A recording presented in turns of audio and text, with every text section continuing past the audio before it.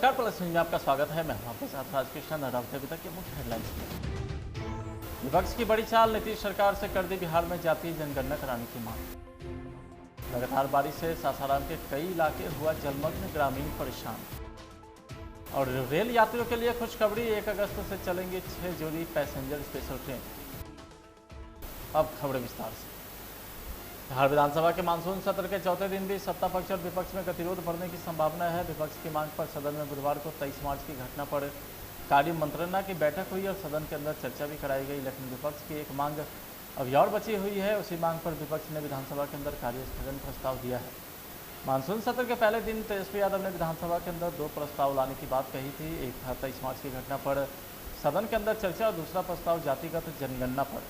बिहार विधानसभा में एक नया प्रस्ताव पेश किया जाना। तेजस्वी यादव ने कहा था कि विधानसभा से पहले भी 2 बार जातिगत जनगणना कराए जाने का सर्वसम्मति से प्रस्ताव पेश कर केंद्र सरकार को भेजा गया है, इसलिए एक बार फिर से यह प्रस्ताव विधानसभा से केंद्र सरकार को भेजा जाए। ये मांग है, हम चाहते थे कि सदन में प्रस्ताव लाएं, लेकिन बार बार बोलने के बाद भी हमको प्रस्ताव लाने से रोका जा रहा है। इसलिए रोका जा रहा है कि कहीं ना कहीं मुख्यमंत्री के लिए दुविधा ना बन जाए। और बीजेपी क्योंकि इस सदन से पास कर चुकी है सर्वसम्मति और केंद्र सरकार में बीजेपी की सरकार है, वो मना कर देगी। तो हम लोग ये चाहते हैं, अभी हमने सभी विपक्ष के नेताओं से भी हमने बात की है, हम ये प्रस्ताव देना चाहते हैं कि भाई बिहार विधानसभा 2 बार जब पारित कर चुका है तो ये हमारा अंतिम मंजिल तक हम लोग इस मुकाम को पहुंचाए। और इसमें जिन कारण से नहीं हो रहा है, केंद्र सरकार ने क्यों मना किया, नहीं मना किया, तो हमने ये प्रस्ताव दिया कि भाई एक विधानसभा की कमेटी बने, भले ही मुख्यमंत्री उसका नेतृत्व करें और प्रधानमंत्री से समय लेकर के हम लोग मिलने वहाँ जाएं और ये हम लोग डिमांड जो है प्रधानमंत्री के सामने रखें।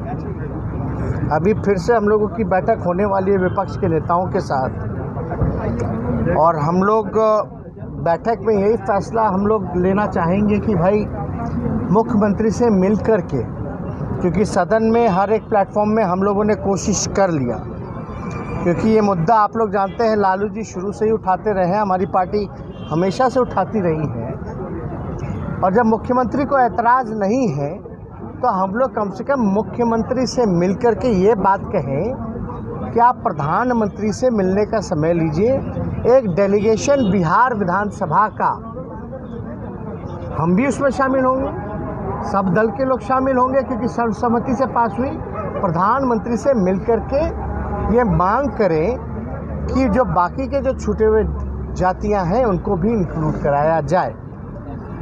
अगर मुख्यमंत्री के पास पहला प्रपोजल ये, दूसरा प्रपोजल हम लोग ये मुख्यमंत्री जी के पास रखना चाहते हैं कि अगर आप नहीं डेलीगेशन बनाइएगा और नहीं जाइएगा तो आप पक्षधर हैं, जैसा कि आपके बयानों से हम लोगों ने देखा।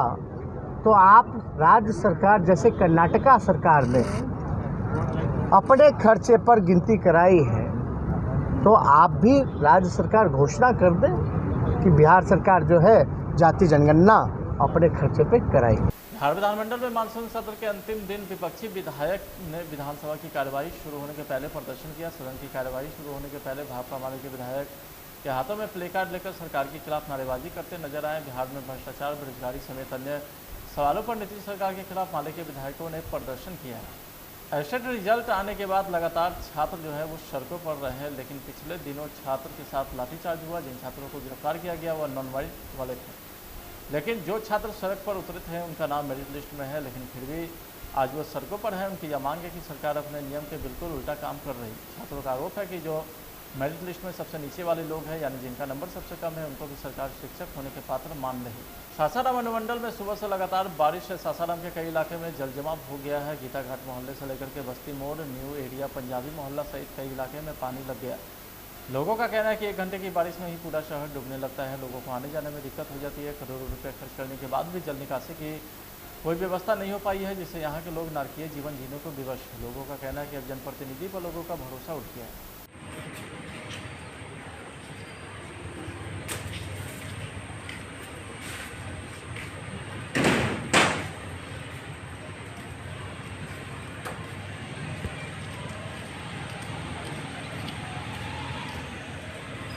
यहाँ के नगर निगम के जनप्रतिनिधि और जो बड़े यहाँ के सदन के उस सदन में जाने वाले नेता लोग हैं, उनकी लापरवाही या नज़रअंदाज के कारण आज ये हमारा शहर ऐतिहासिक शहर नारकीय स्थिति में बना हुआ है कि जो नगर क्षेत्र के 40 वार्ड में बारिश होने के बाद व्यापारी अपना रोने का सिवा उनके पास कोई चारा नहीं रहता, नागरिक घर से निकलने के लिए मजबूर होते हैं।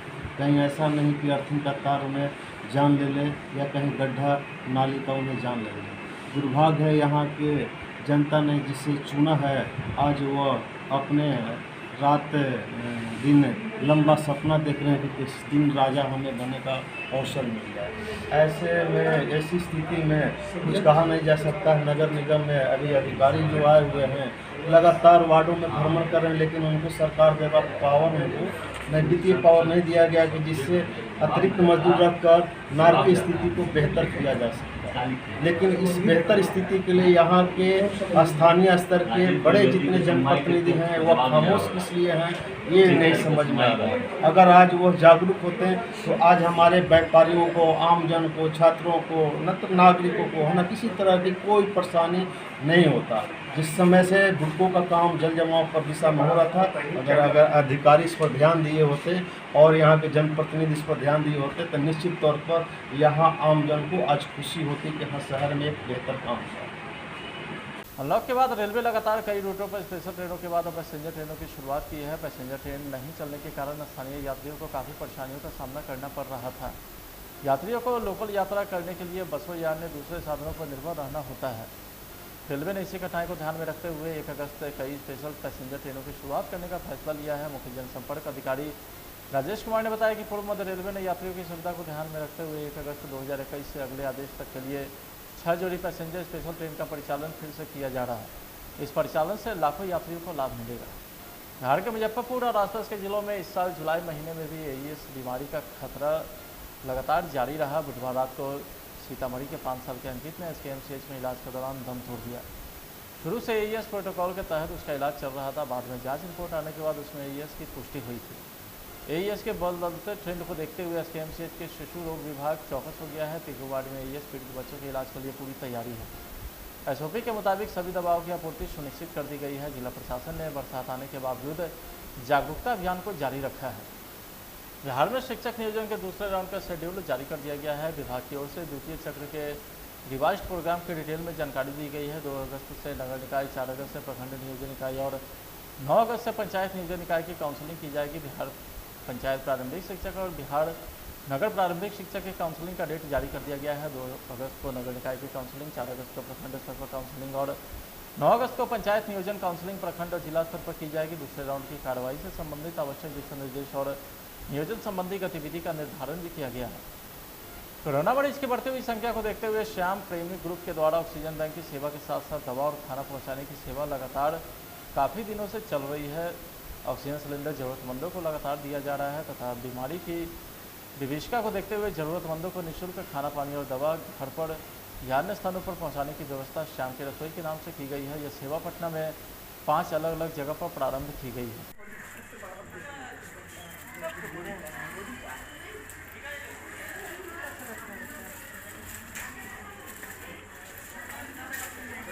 तो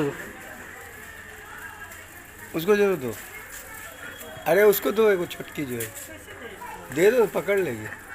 हाँ देखो, चलो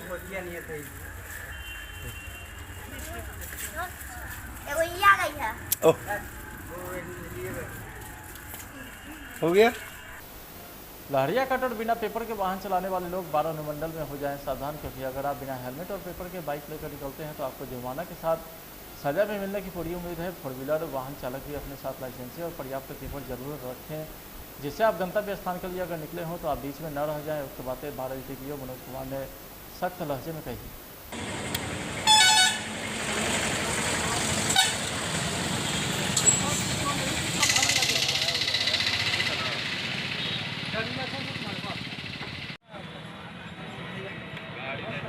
वाहन जांच का अभियान चलाया, क्या कहना है सर ये जांच? देखिए, अपराध के दृष्टिकोण से वाहन जांच बहुत ज़रूरी है, इसलिए हम लोगों ने सभी SHO को निर्देश दिया है और प्रतिदिन हम लोग वाहन जांच कर रहे हैं। ताकि किसी प्रकार की आपराधिक गतिविधि न हो सके।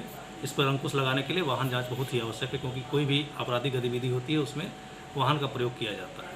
इसको ध्यान में रखते हुए अपराध पर अंकुश लगाने नियंत्रण हेतु हम लोग वाहन जांच निरंतर कर रहे हैं। तो पूरा अनुमंडल में चलेगा कि ये पूरे अनुमंडल में चल रहा है और हमेशा आगे भी ये चलता रहेगा। और हमारी अपील रहेगी सभी लोगों से कि वाहन जो भी जितने भी वाहन चालक हैं अपना सेफ्टी के लिए भी अपना हेलमेट पहने, ताकि सुरक्षित यात्रा कर सकें, और हम लोग निरंतर वाहन जांच करते रहेंगे। फिलहाल आज के खबर में इतना ही। आप देखते रहिए प्लस न्यूज़। नमस्कार।